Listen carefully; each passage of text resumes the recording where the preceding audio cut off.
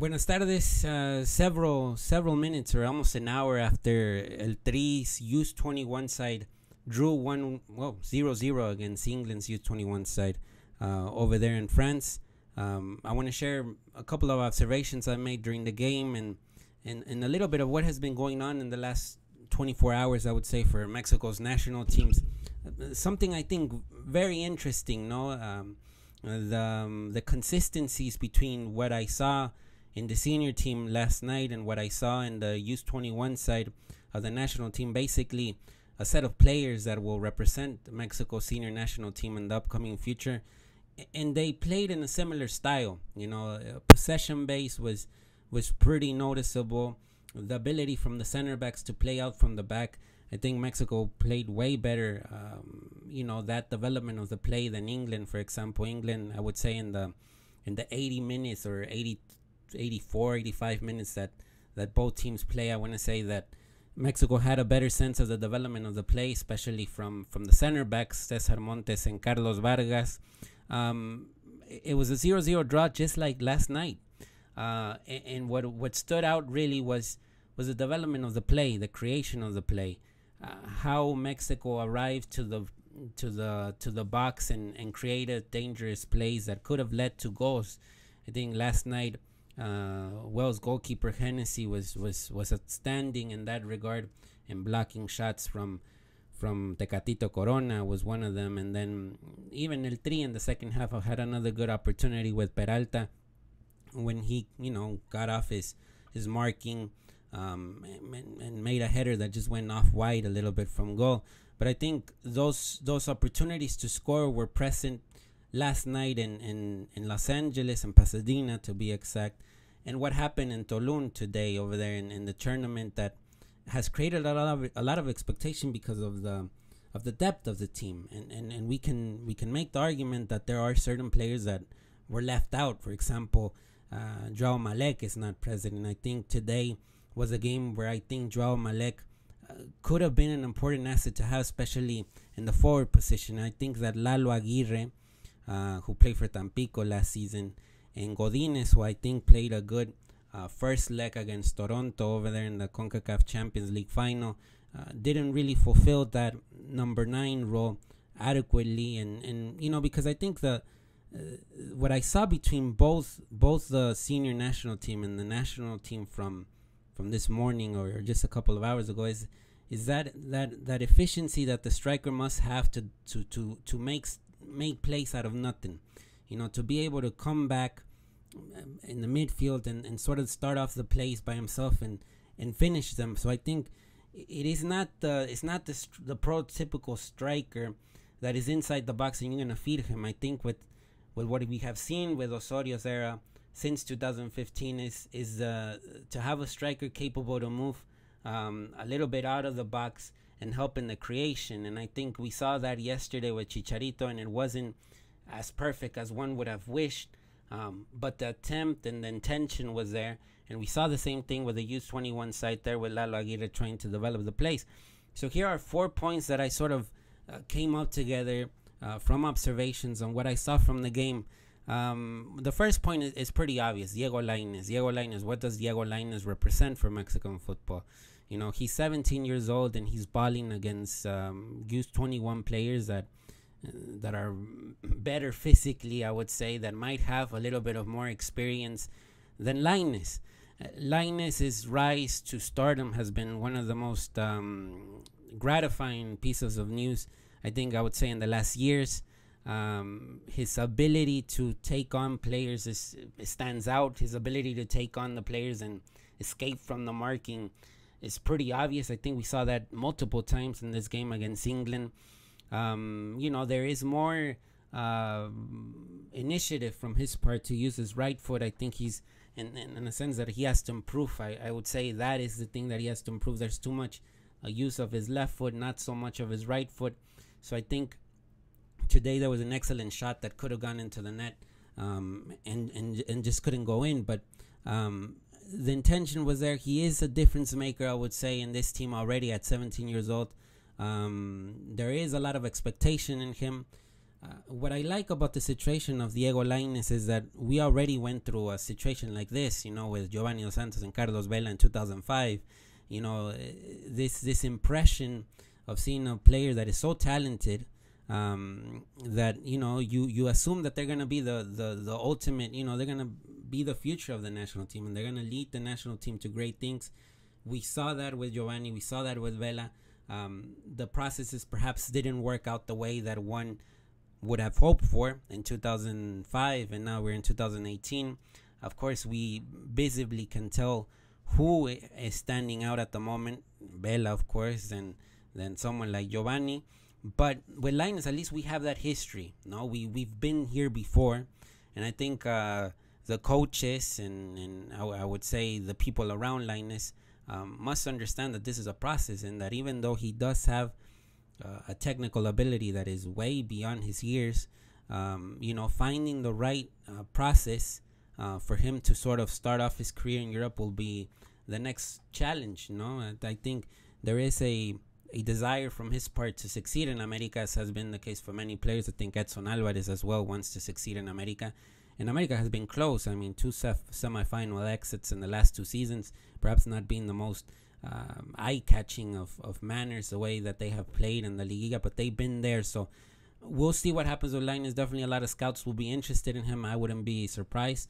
But it's finding that right fit for Lainez in order to explode his talents, the next challenge. I mean, I think overall the offense of this national team it stands out, with Antuna on the right wing. I say that what he's learning Groningen has been fundamental in him becoming a better winger overall. Like I said at the beginning of this one, I think there is a lack of a striker. I feel that Joao Malek is that type of striker that can make stuff out of nothing, and that's what this team sort of lacked today. I think Mexico did everything right to win the game. Of course, there were some certain referee calls that were very questionable. One, you can say that, for example, the play in the free kick where a defender clearly dropped Montes and prevented him from headering the ball. It could have been a penalty, but I feel that offensively the team is pretty stacked in some way or another, even without Malek. I mean, I think Roberto Alvarado did okay, but I think he has to have more touches on the ball. Maybe he needs to be more tied to a wing, because I mean, when Necaxa, you do see him participate a lot from the right, and centering with the left. I do see that kind of lack from his game in this particular team. He's too centrally placed, which sort of prevents him from using more of his speed and his dribbling. And it could be some switches around there. Maybe that central role must be for someone like Lainez. So I think Lainez could move a little bit more. Will have more freedom in order to create more scoring opportunities for El Tri. But that is kind of one of the critiques I will have of this team. It's so well structured, or the team has to follow a set of structures that sort of don't permit that much for the surprise factor. And I think today Lainez could have used more of that surprise factor in order to create more dangerous plays. That could have led to goals for El Tri, and I think the victory would have been sure. Second point I want to make, Jonathan Gonzalez and Alan Cervantes are creating a really special midfield.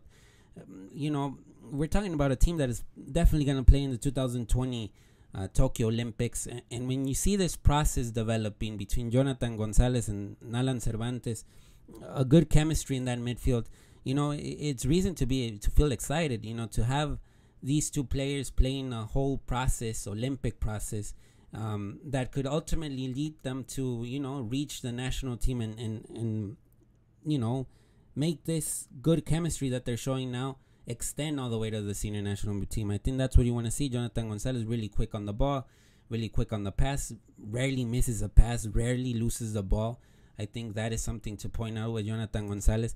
Alan Cervantes reminds me a lot of Chaton Enriquez, but a little bit smarter with the ball at this age, and I think that is something to point out. I think we tend to forget how good Chaton Enriquez was at the youth level, and how much he dissipated with the years. But Cervantes is an excellent prospect to look at, especially in the midfield. Tall, knows what to do with the ball, knows how to take it out quickly, and I think that has been one of the main positives, I would say, from the last two games, the one against Qatar and the ones against England.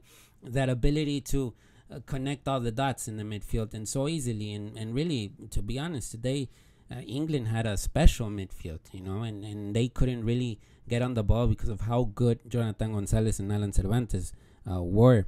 Number 3, just stressing a little bit more about that finishing. That is something that El Tri lacked last night, in the senior team, and it's lacking again at the youth level. It is becoming a bad tendency for El Tri, and it is something to look at closely and find ways to improve it. I don't know what's the key here or the element that will improve it. You do count with special talents at both at the U-21 level and at the senior team. It's just that finishing has to be more clinical, because in games like yesterday's against Wales, it was that little thing. I mean, everything else was great. The movements were good.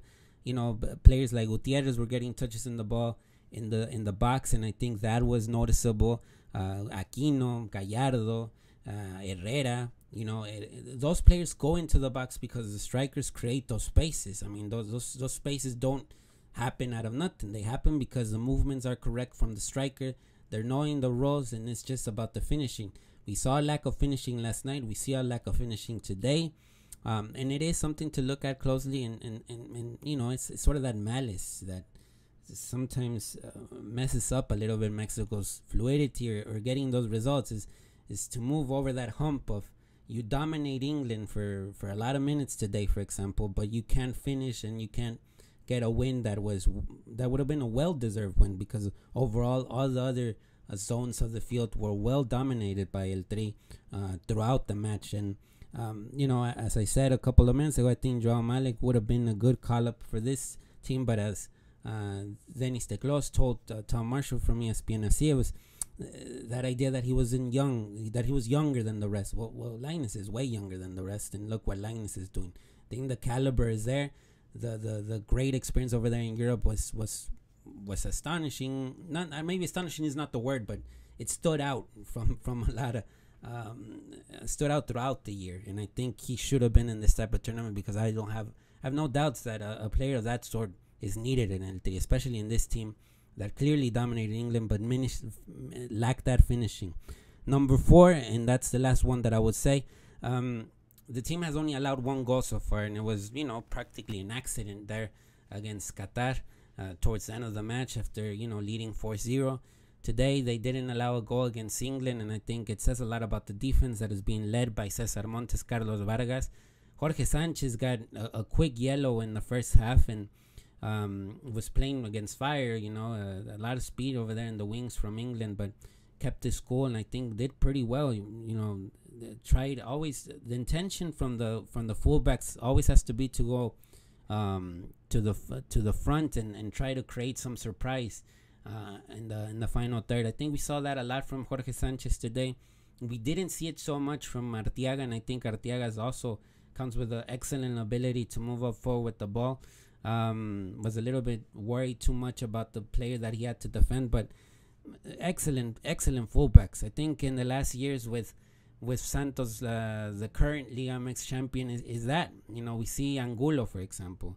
Abella has been a fullback that has been there for many years already and counts with an extensive first division experience. But Arteaga, Jorge Sanchez, and Angulo are excellent fullbacks. The future Mexican fullbacks, in my opinion, will actually come out from Santos, and that's good news for El Tri, especially as we see today with the senior national team, is this kind of lack of fullbacks, and it does have to do with how Osorio sees the game, but it also has to do with the lack of fullbacks that come with that experience or that ability to compete against the best in critical situations. I think today Jorge Sanchez and Arteaga proves that they can compete against an English U-21 side that not long ago was celebrating a U-20 World Cup. 11 of the players that won that World Cup were present in this squad that played today against El Tri. So I think it says a lot about the developments there.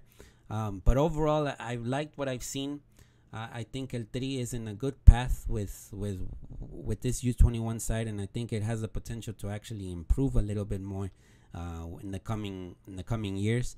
But what we see is that, like, to sort of close it out, is I see the U-21 side, and I see the senior national team, and I kind of see the same ideas floating around, and I think that's positive. I think it starts at that age to compete against the best when they turn 27, 28, and so forth. I mean, I think overall, this idea that, how can the Mexican footballers compete? Well, they learn how to compete at this age in these sort of tournaments, and that prolongs if they move to Europe, and I think that is a key element to stress, to see players like Cervantes, to see players like Montes, Vargas, Jonathan Gonzalez, Lainez, of course, to see them in Europe, I think will do a big benefit to El Tri in the long run, especially when they compete in the World Cups. As we have stressed so many times here before, and in all the places that we've been writing, is El Tri can dominate the CONCACAF region. El Tri can do well in the CONCACAF region. They just did it in this process with Osorio. They've done it in CONCACAF U20 championships and CONCACAF U17 championships. I think the challenge moving forward is to prove that competition level, or to prove the growth of the game in Mexico in the international stage. And of course, I think that will start this World Cup, or it's been starting many World Cups already, but it is another opportunity to prove it in this World Cup. And El Tri, U-21 in France is in a good path right now, that they could potentially compete for the title, and as they do, it will be a start of a good summer for the Mexico's national teams, without a doubt. So that is my blog for today on El Tri's U-21 results against England, which was 0-0, pero con buen sabor de boca dejó el partido. So from Houston, Texas, Naim Moran, chao chao.